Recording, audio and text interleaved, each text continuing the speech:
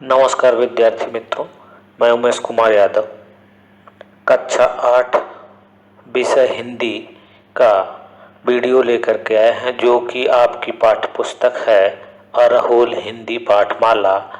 अरहुल हिंदी पाठमाला के पाठ नंबर 7 साय नामक पाठ का वीडियो तीसरा पार्ट है। तीसरे पार्ट में आज हम लोग पढ़ेंगे कि उस मित्र के पुत्र को अफ्रीका पहुंचने पर जो उनके पिता के मित्र थे उसके साथ कैसा व्यवहार करते हैं, कैसा बर्ताव करते हैं।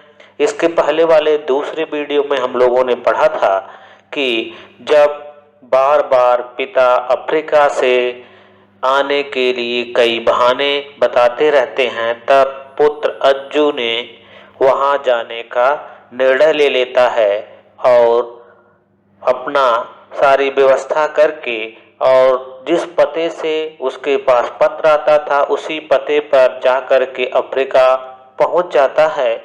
और वहां पहुंचने पर लोगों से पूछता है तो वहां के आसपास के लोगों ने बताया कि एक प्रवासी भारतीय यहाँ रहता है, रात को बहुत देर से आता है और सुबह चला जाता है और किसी से कोई उसका तालमेल नहीं है। और अपने पिता की नाम प्लेट देख करके उस घर के सामने बरामदे में वह बैठ जाता है और वह इंतजार करने लगता है। काफी रात बीत जाने के बाद अज्जू के पिता का मित्र पहुंचता है, ताला खोलने लगता है। उसी समय वो देखता है कि एक नवयुवक कुछ सामान लिए थोड़ा सोता थोड़ा जागता बैठा हुआ है। उसके पास जाकर के वह पूछता है और पूछने के बाद एक फोटो उसके पिता की लगी होती है, जिसके साथ उस बच्चे का भी फोटो होता है। और पूछता है, इसको पहचान रहे हो? तो कहता है, हाँ ये मेरा फोटो है, ये मेरे पिताजी हैं। इसके बाद वह अज्जू के पिता के मित्र ने अज्जू को कमरे के अंदर ले जाता है और यहीं से अगला वीडियो स्टार्ट होता है। कमरे के अंदर ले जाकर भोजन के बाद उसे भोजन कराते हैं। भोजन के बाद वे उसे अपने कमरे में ले गए। दीवार की ओर उन्होंने इंगित किया मीन्स दिखाया, इशारा किया। एक नन्हा बच्चा माँ की गोद में ढुलका किलक रहा है। कहा, भोजन के बाद अज्जू के पिता के मित्र ने अज्जू को भोजन कराने के बाद उसे अपने कमरे में ले गए। दीवार की ओर उन्होंने इंगित किया, इशारा किया। इंगित करना माने इशारा करना। इशारा किया, एक नन्हा बच्चा माँ की गोद में ढुलका किलक रहा है, माने खेलता हुआ हंस रहा है, किलकारियां मार रहा है। और यह किसका चित्र है? अज्जू के पिता के मित्र ने अज्जू से पूछा, यह किसका चित्र है? युवक ने गौर से देखा, गौर माने ध्यान से देखा, कुछ झेपते हुए कहा, कुछ झेपते माने कुछ संकोच करते हुए कहा, मेरा। युवक ने उस चित्र को क्या किया? ध्यान से देखा। ध्यान से देखने के बाद कुछ झेपते हुए कहा, कुछ संकोच करते हुए कहा, ये मेरा चित्र है। मेरा शब्द जो लिखा हुआ है आप देख रहे हैं, इसके दोनों तरफ एक चिन्ह लगा है हिंदी में, जिसे डबल अवतरण चिन्ह कहते हैं और डबल इन्वर्टेड कामा के नाम से भी यह जाना जाता है। ठीक। नेक्स्ट, वृद्ध इस बार कुछ और जोर से खिलखिलाए। वह वृद्ध व्यक्ति जब युवक ने अज्जू ने कहा यह मेरा चित्र है, तो वह वृद्ध माने वह वृद्ध कौन? वृद्ध अज्जू के पिता के मित्र ने इस बार कुछ और जोर से खिलखिलाए, माने प्रसन्न हुए, खुश होकर के हंसने लगे। उन्होंने कहा, फिर देखिए अवतरण चिन्ह लगा, डबल अवतरण चिन्ह, मेरे बच्चे मेरे बच्चे के बाद नीचे एक चिन्ह लगा है जिसे अल्प विराम के नाम से हम लोग जानते हैं। किसके नाम से? अल्प विराम के नाम से। मेरे बच्चे तुम इतने बड़े हो गए हो, मेरे बच्चे तुम इतने बड़े हो गए हो। बड़े हो गए हो के बाद विस्मयादि बोधक आश्चर्यजनक चिन्ह लगा हुआ है, जो इंग्लिश का उल्टा आई बना हुआ है। विस्मयादि बोधक का चिन्ह है, विस्मय आश्चर्य के साथ कहा सच। सच के बाद फिर कॉमा है जो अल्प विराम का है, सच। कितने साल बीत गए। वृद्ध इस बार कुछ और जोर से खिलखिलाए और मेरे बच्चे तुम इतने बड़े हो गए हो, सच। कितने साल बीत गए, कुछ बीत गए जैसे कल की बात हो। इतना समय बीत गया है लेकिन लग रहा है कि जैसे कल की ही बात हो। उन्होंने उसके चेहरे की ओर देखा, उन्होंने उसके चेहरे की ओर देखा।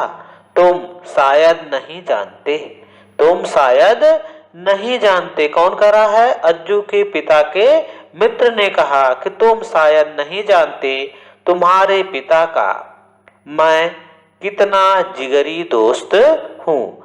अज्जू के पिता के दोस्त ने अज्जू से कहा कि शायद तुम नहीं जानते हो कि मैं तुम्हारे पिता का कितना जिगरी दोस्त हूँ।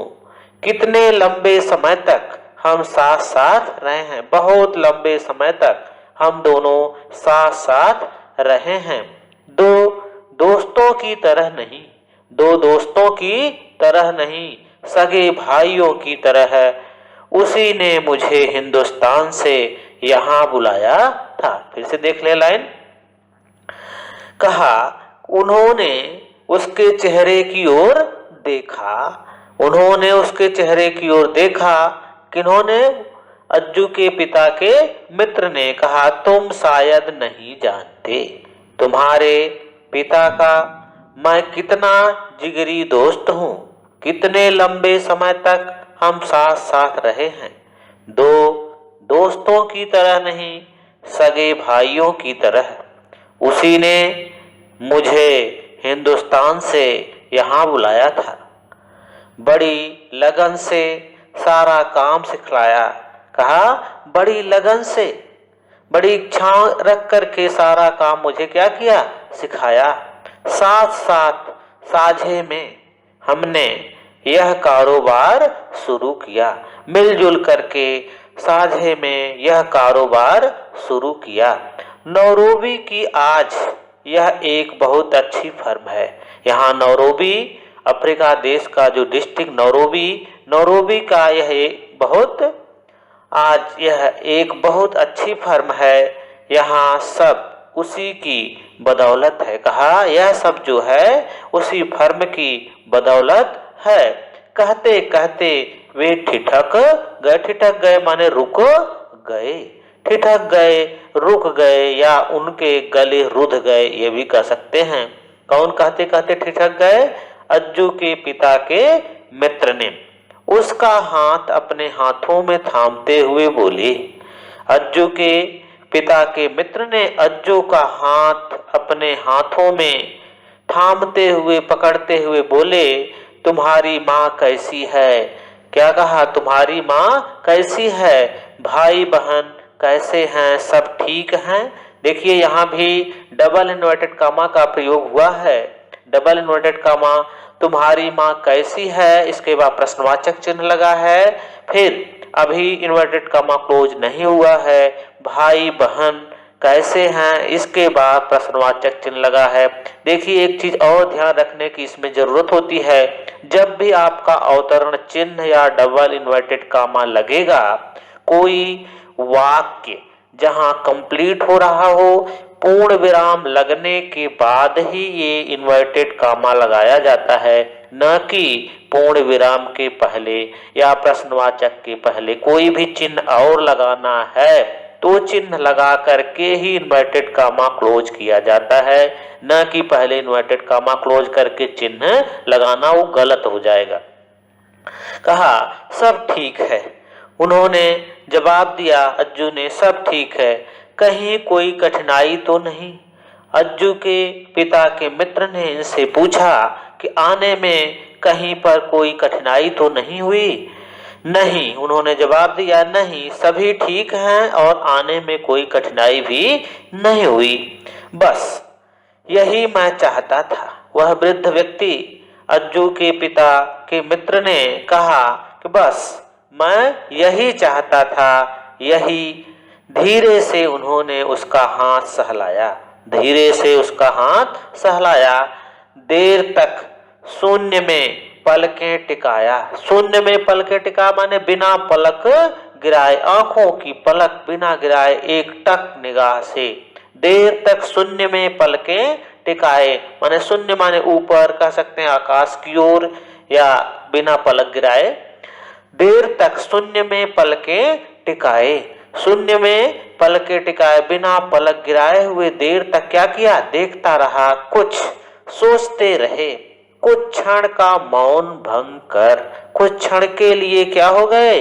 मौन हो गए। और इसके बाद अपने मौन को क्या किया? भंग करके खोए खोए से बोले। ऐसा लगा कि उनकी वाणी से ऐसा लग रहा था कि इनका कुछ खो गया है। क्या बोले? डबल इन्वर्टेड कॉमा देखिए, करा है, देखो बेटे। क्या कहा? देखो बेटे, तिनकों के सहारे, तिनकों के सहारे। तिनका माने घास का जो टुकड़ा नदी में तैरता है उसे तिनका बोला जाता है। तिनकों के सहारे तो हर कोई चीज लेता है, लेकिन कभी कभी हम तिनकों के साए मात्र के आसरे से, आसरे माने सहारे से, भंवर से निकलकर, भंवर माने पानी की जो घूमने की स्थिति होती है, मझधार जो होती है, भंवर से निकलकर किनारे पर आ लगते हैं। कह रहा है, जिस तिनके का कोई महत्व नहीं होता, लेकिन कभी कभी वही तिनके के सहारे नदी की मझधार से कुछ लोग बाहर निकल आते हैं, किनारे पर लग जाते हैं। हमारा जीवन कुछ ऐसे ही तंतुओं के सहारे टिका रहता है। हम लोगों का जीवन जो है कुछ ऐसे ही तंतुओं के सहारे टिका रहता है। यदि वे टूट जाएं, छिन्न छिन्न होकर बिखर जाएं, तो पल भर में पानी के बुलबुलों की तरह सब समाप्त हो जाता है। कह रहा है, अज्जू के पिता के मित्र ने कहा, हम लोगों का तो जीवन तंतुओं के सहारे टिका रहता है, छोटे छोटे तंतुओं के सहारे, छोटे छोटे तत्वों के सहारे टिका रहता है। यदि वे तिनके, वे तत्व टूट जाएं, अलग हो जाएं, छिन्न भिन्न हो जाएं, बिखर जाएं, तो पल भर में पानी में जैसे बुलबुला होता है और कब फूट जाए कोई गारंटी नहीं है, उसी तरह पानी के बुलबुले की तरह सब समाप्त हो जाता है। जो तंतु है, जिन तंतुओं के सहारे शरीर का निर्माण हुआ है, वे तंतु जब बिखर जाते हैं तो पानी के बुलबुले की तरह हमारा शरीर नष्ट हो जाता है। जरा सोचो बेटा। क्या कहा? जरा सोचो बेटे। कहा, थोड़ा सोचो बेटे। वे खांसे। कौन खांसे? अज्जू के पिता के मित्र ने कहा, अगर तुम्हारे पिता की मृत्यु आज से 10-15 साल पहले हो जाती तो क्या होता? ऐसा अज्जू के पिता के मित्र ने अज्जू से कहा बेटे जरा सोचो। वे खांसते हुए कहा, अगर तुम्हारे पिता की मृत्यु आज से 10-15 साल पहले हो जाती तो क्या होता? भले ही वे एक अच्छी रकम तुम्हारे नाम छोड़ जाते। क्या कह रहा है? आज से 10 या 15 साल पहले यदि आपके पिता की मृत्यु हो जाती, भले ही बहुत संपत्तियां आपके लिए छोड़ जाते, फिर भी आपकी क्या दशा होती, आपकी क्या हालत होती? जरा इसके विषय में आप क्या करो? सोचो। उन्होंने युवक के असमंजस में डूबे गंभीर चेहरे की ओर देखा। वह व्यक्ति जो अज्जू के पिता के मित्र थे, अज्जू की तरफ वह व्यक्ति क्या किया, देखा। असमंजस में डूबे, वह व्यक्ति कैसा था, असमंजस में पड़ा था। ये व्यक्ति कह क्या रहा है, डूबे गंभीर चेहरे की ओर देखा, रुपए रेत में गिरे पानी की तरह। क्या कहा कि रुपए जो है रेत में, रेत माने बालू, रेत में गिरे पानी की तरह कहीं विलीन हो जाते हैं और तुम अनाथ हो जाते। क्या कहा, अज्जू के पिता के मित्र ने अज्जू से कहा कि बेटा जरा सोचो, यदि आज से 10 या 15 साल पहले आपके पिता की मृत्यु हो जाती, भले ही आपके पिता आपके लिए बहुत सारे धन संपत्तियां छोड़ करके चले जाते।